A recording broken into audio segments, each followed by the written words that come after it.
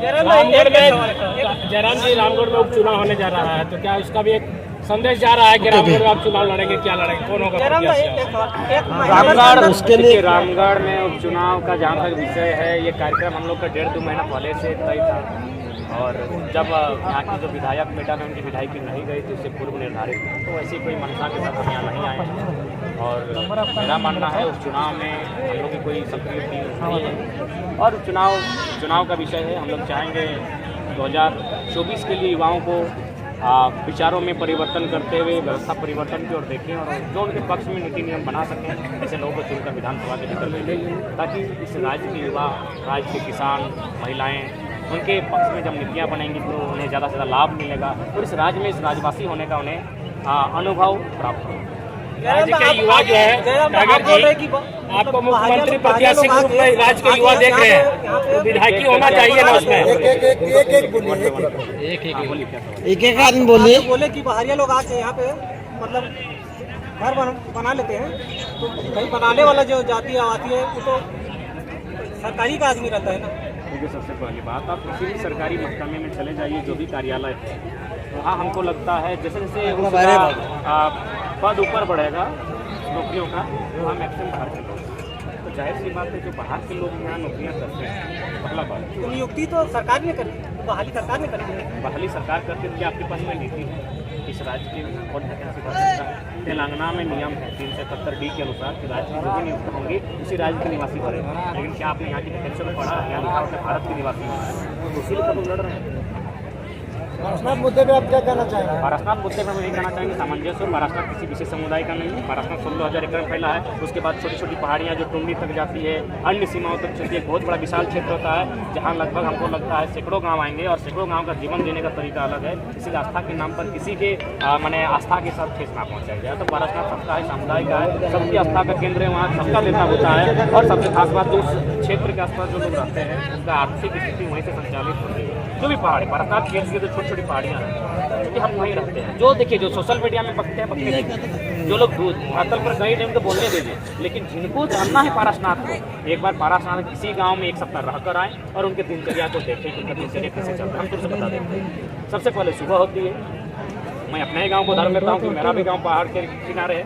सतपहरी, सुअर टुंगरी और बन टुंगरी और बैरगा और ललकी, ये 5 पहाड़ जहाँ हमारे गाँव के लोग आ सकते हैं, जो पारसनाथ की पहाड़ी से सटे हैं। तो हमारे गाँव में प्रत्येक परिवार से कोई ना कोई सदस्य कुल्हाड़ी लेके पत्ते, कच्चा पत्ता लाने के लिए जाता है, ताकि उनका जो घर में बकरी, छगरी, मटरू है उसको खिलाया जा सके। उसके बाद हमारी माँ मौसी जो काफ़ी जैसी लोग होती है, वे लोग भी लकड़ी चुनी में सूखी लकड़ियों का गट्ठी बांध कर लाती है, ताकि जलावन की लकड़ी के रूप में उपयोग किया जा सके। ये प्रतिदिन का बात कर रहे हैं। उसके बाद अगर सीजनली बात करें तो कैन, पियर, भिलवा, करी, तरह के बहुत सारे माने भोजन वनोपज होते हैं, जिससे हमारा संसार चलता है। उसके बाद आप किसी भी पहाड़ी क्षेत्र में चले जाइए, आप उसका तुलना किसी कोलपेट के क्षेत्र से कीजिए, बीमारी में वो लोग थोड़ा कम मिलेंगे। और उसके बाद भी अगर वो बीमार भी होते हैं तो वो डॉक्टर के पास सेकंड चॉइस होता है। पहला चॉइस क्या होता है पता है? वही पहाड़। क्यों पता है? वहाँ जड़ी बूटी, किसी गाछ का छाल से, किसी जड़ी से, किसी पत्ता से, और हम लोग स्वयं बहुत सारा इलाज, जो कट गया तो पत्ता को लगा के रगड़ के डाल दिए, पेट दर्द हुआ तो पानी में डबका के फुला के पी गए।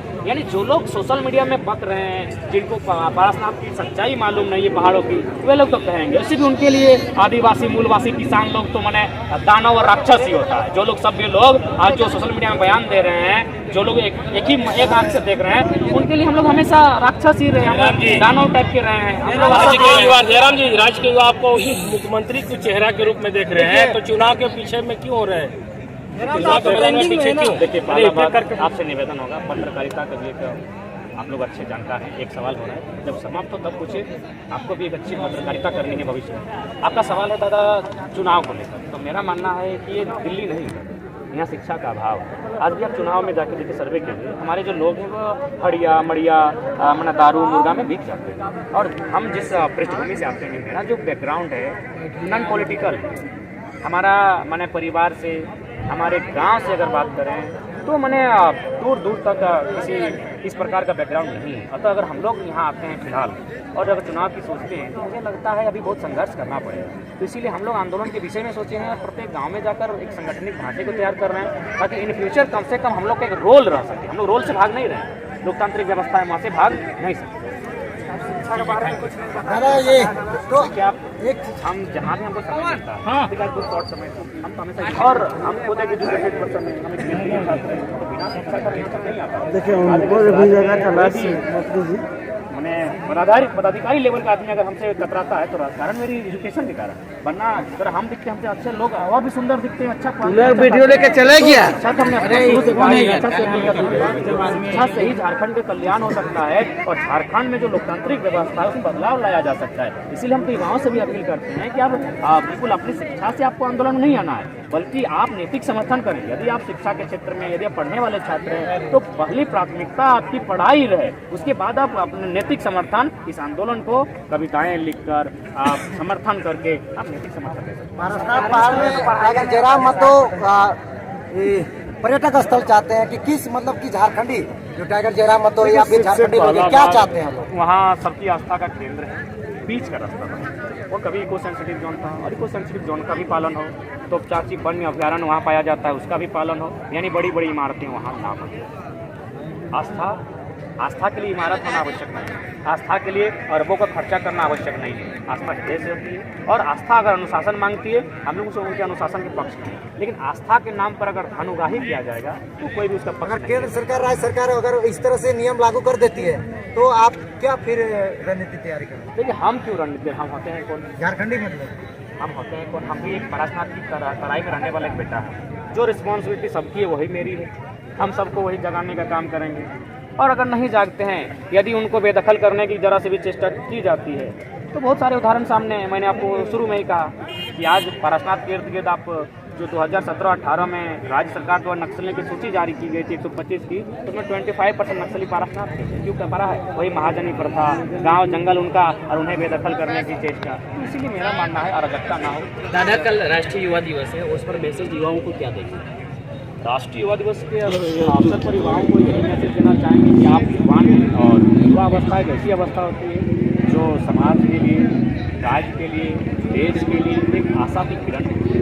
आप अपने आप को इस तरह सशक्त बनाएं जिससे कि आपका देश, आपका राज्य और आप जिस समाज में रहते हैं वो कहीं ना कहीं उन्नत हो सके, वह कहीं ना कहीं एक आगे बढ़ सके। इसलिए मेरा मानना है और विवेकानंद जी की जयंती है तो उनको भी अपने जीवन में उनके आचरणों को भी अनुसरण करना चाहिए। जब से ये भाषा आंदोलन स्टार्ट हुआ तब से मुझे लगता है कि युवा लोग जितने भी पढ़े लिखे थे तब से ये विरोध करना सीखे, कहीं ना कहीं तब से ही देखने को मिला है। क्या करना चाहिए? हाँ बिल्कुल, बहुत सारे लोगों ने कहा कि इस आंदोलन से क्या मिला, तो हमने स्पष्ट कहा। कुछ चाहे हम कहते हैं 6ठा क्लास का लड़का बोल रहा था दादा 1932 तो विधानसभा में पारित हो गया है, तो कहीं ना कहीं 6ठा क्लास का लड़का जो इस भीड़ में 10 के सामने आने से कुछ बोल नहीं पाता है, वो मीडिया बन के मैंने चाहे यूट्यूब का भी चैनल क्यों ना है, लेकिन है तो 6ठी क्लास का, वो सवाल